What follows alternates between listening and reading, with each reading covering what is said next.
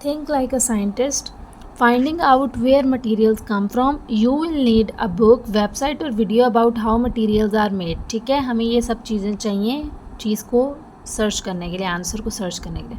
Cotton is a fabric use to make many clothes. Where does cotton come from? Finding out where materials come from, a book, website और video about how materials are made. ठीक है, हमने इसमें find out करना है कि book, website और video के ज़रिए से कि जो चीज़ है वो कहाँ से आती है. अब जिस तरह से कॉटन है, कॉटन इज़ अ फैब्रिक, कपड़े बनाने में यूज़ होता है. Use to make many clothes. Where does cotton come from, कहाँ से आता है. Try to find out the answer in this book. अब ये देखें, इन्होंने कॉटन का हमें बताया है. Cotton is a natural material, it grows on a plant. फिर वो क्या होता है, देखें जिस तरह से ये एक प्लांट के ऊपर ग्रो करे. Then cotton factory, the cotton is picked and made into fabric in a factory. The fabric is use to make T shirts and other clothes. ठीक है, यूज़ अ बुक, वेबसाइट और video to find out where other materials come from, कहाँ से आते हैं चीज़ें. You could try to find out more about rubber, plastic, glass और oil. अब हमने इन चीज़ों के बारे में बताना है कहाँ कहाँ से आती हैं. Draw and label pictures like this to record what you find out. ये देखें, cotton grows on a plant, it is made into fabric in factory, it is use to make clothes.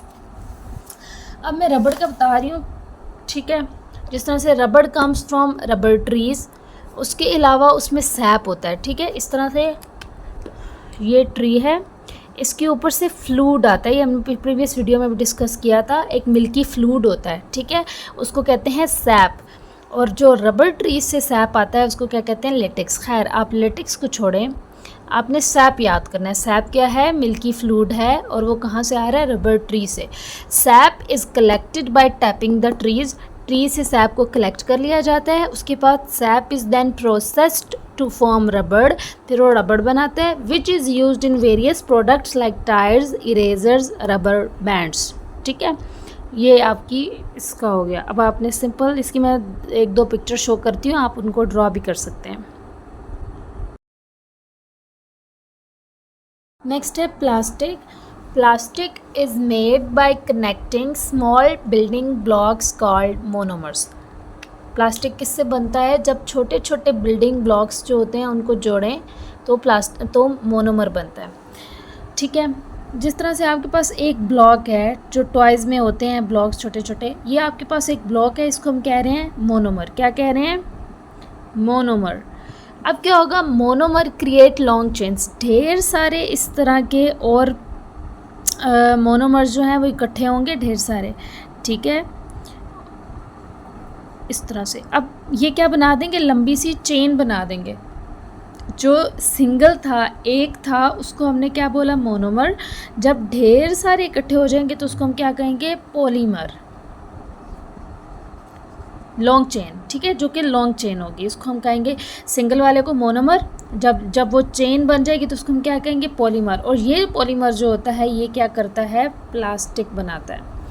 Plastic is made by connecting small building blocks called monomers.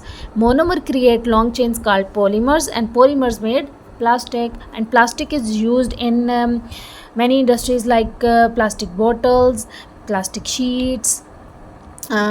इस तरह से हमने plastic की बहुत सारी चीज़ें पहले भी डिस्कस की हैं. Glass. Glass come from melting sand. जब सैंड को मेल्ट करते हैं तो क्या बनता है, ग्लास बनता है. ठीक है, सबसे पहला स्टेप क्या होता है, sand is heated until it becomes liquid. Sand जो होती है, ठीक है, उसको इतना ज़्यादा हीट किया जाता है और तब तक हीट किया जाता है कि वो क्या बन जाती है, लिक्विड बन जाती है. पहले वो इस फॉर्म में होती है, ग्रेन्स की फॉर्म में, फिर वो किस फॉर्म में हो जाती है, लिक्विड की फॉर्म में. ओके, और then this liquid cooled to make glass. फिर इस लिक्विड को ठंडा किया जाता है और फिर उससे क्या बनता है, ग्लास बनता है.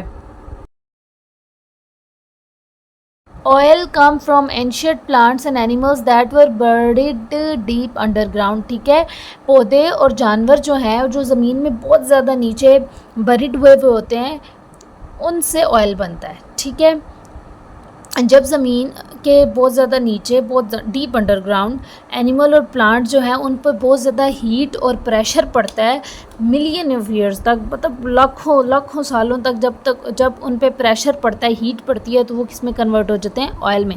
पहले वो पहले पौधे या फिर जानवर जो गल सड़ जाते हैं, जो मर जाते हैं ज़मीन के अंदर, डीप अंडरग्राउंड पड़े हुए होते हैं, फिर उन पे हीट और प्रेशर पड़ता है तो वो किस में कन्वर्ट हो जाते हैं, ऑयल में। यहाँ ये आपकी थिंक लाइक साइंटिस्ट कंप्लीट हो गई है। We can answer science questions in different ways. We used a book to find the answer to the question about cotton. Think of a different way to find the answer to this question. Is cotton fabric waterproof? No. Cotton fabric is not naturally waterproof. It can soak up water instead of keeping it out. ठीक है, water proof का क्या मतलब होता है? कोई भी ऐसा सब्सटेंस, कोई भी ऐसा मटेरियल जो पानी को अपने अंदर से गुजरने ना दे।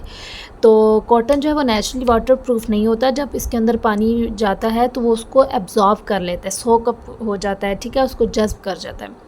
ऐसा नहीं होता कि वो पानी को अपने अंदर से गुजरने ही ना दे।